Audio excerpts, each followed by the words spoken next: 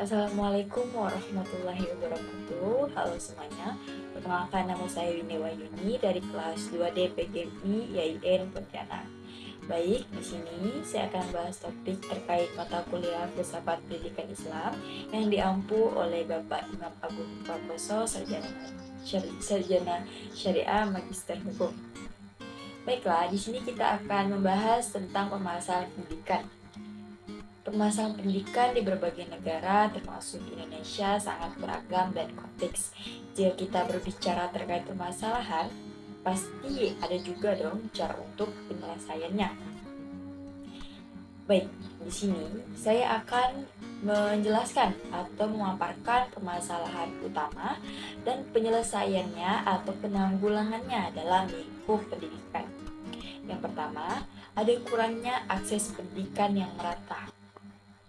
Di banyak daerah, terutama di pedesaan atau daerah terpencil, akses terhadap pendidikan berkualitas masih terbatas. Kurangnya infrastruktur seperti sekolah yang layak, serta kekurangan guru yang berkualitas sering menjadi penghalang. Solusinya yaitu pemerintah dan sektor swasta bisa berkolaborasi untuk membangun lebih banyak fasilitas pendidikan dan mengembangkan program pelatihan guru, peningkatan teknologi pendidikan, serta pembelajaran online juga dapat membantu mengatasi masalah akses ini. Dan yang kedua, ada kualitas pendidikan yang rendah. Meskipun akses terhadap pendidikan mungkin ada, kualitas pendidikan yang diberikan seringkali tidak memadai. Hal ini disebabkan oleh kurikulum yang tidak relevan, metode pengajaran yang ketinggalan zaman, atau kurangnya sumber daya. Nah, penanggulangannya atau solusinya yaitu reformasi kurikulum untuk memasukkan keterampilan yang relevan dengan kebutuhan pasar kerja saat ini, pelatihan guru yang berkelanjutan, dan penggunaan teknologi dalam proses belajar mengajar dapat meningkatkan kualitas pendidikan. Selanjutnya, yang ketiga, yaitu ada ketidaksetaraan dalam pendidikan. Faktor ekonomi, gender, atau etnis. Seringkali kita mempengaruhi kualitas dan jenis pendidikan yang dapat diakses oleh individu.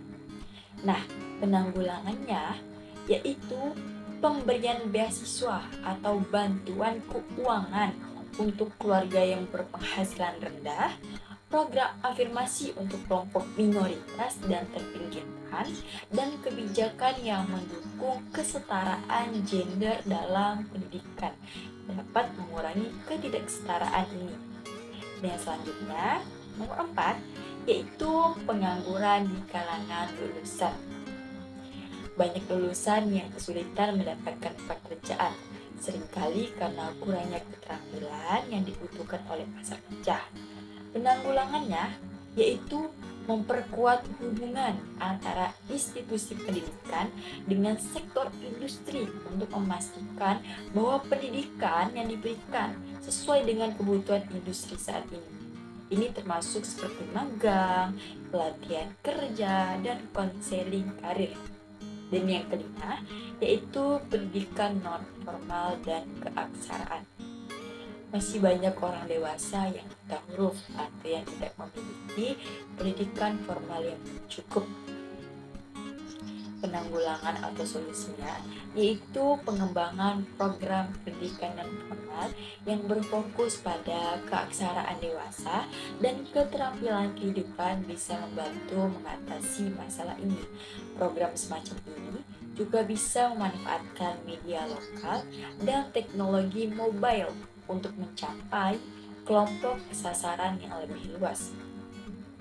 Mengatasi permasalahan pendidikan memerlukan kerjasama lintas sektor dan komitmen jangka panjang dari semua pihak yang terkait, termasuk pemerintah, sektor swasta, komunitas, dan individu.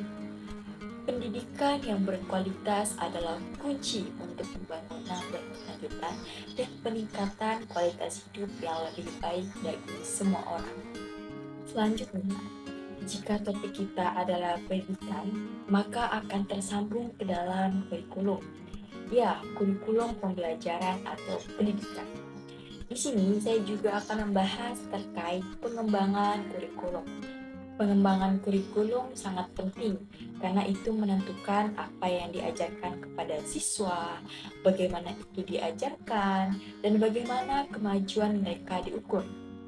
Kurikulum yang baik mencerminkan kebutuhan, nilai, dan tujuan masyarakat, serta mempersiapkan siswa untuk menghadapi tantangan masa depan. Nah, jika kita membahas tentang pengembangan kurikulum, apa sih urgensi atau pentingnya pengembangan kurikulum ini? Baik, saya akan menjelaskan tentang pentingnya atau urgensi pengembangan kurikulum ini.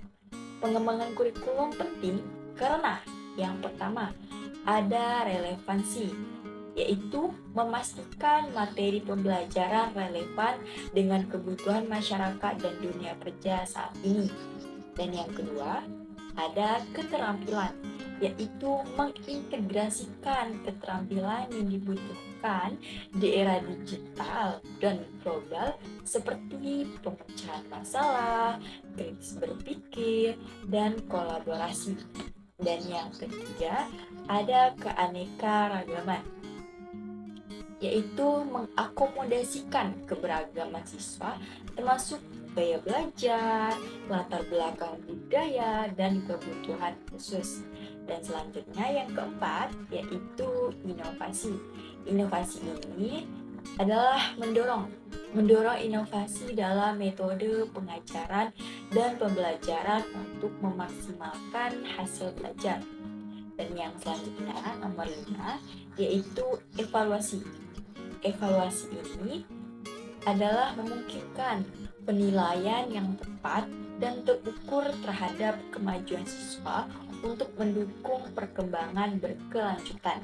Dan yang keenam ada adaptasi, yaitu mampu beradaptasi dengan perubahan lingkungan dan teknologi yang cepat sehingga siswa dapat tetap relevan di era yang terus berubah ini. Dan yang selanjutnya atau yang terakhir, nomor 7, yaitu pemenuhan harapan.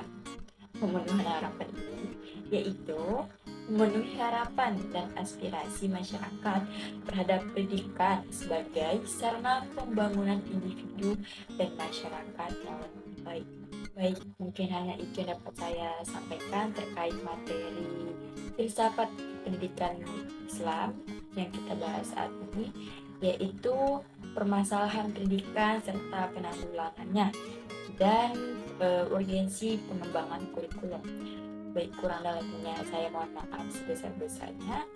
Akhir kata saya, wassalamualaikum warahmatullahi wabarakatuh.